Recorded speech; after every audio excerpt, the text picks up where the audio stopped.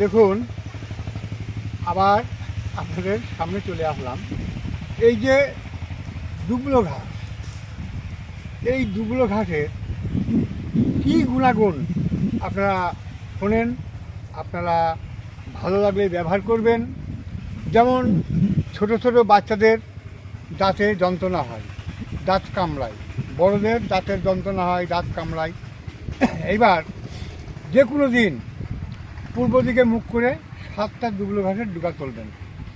ডুগা তুলে আপনি একটা এইরকম সাদা কাগজ নেবেন। সাদা কাগজ নিয়ে ঠিক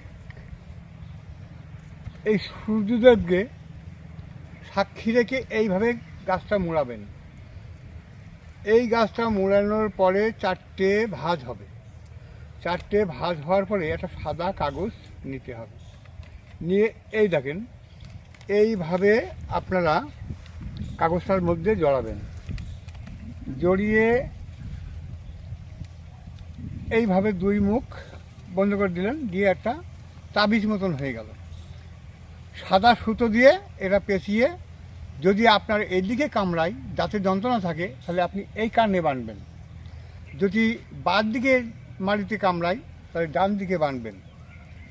48 ঘন্টার পরে দেখবেন আপনার দাঁতে যন্ত্রণা আর কিছু নেই। তখন এইটা কিন্তু কোথাও একটা সন্নির জায়গায় বেঁধে রাখবেন। যদি মাটিতে পড়ে কিংবা জলে পড়ে, তাহলে কিন্তু আপনার যন্ত্রণা আরও বাড়বে। আর যদি কোথাও বেড়ার গায়ে, খড়ির গায়ে, গাছেতে বেঁধে রাখেন, তাহলে আপনার জীবনে জিন্দেগিতে আর দাঁতের যন্ত্রণা শেষ।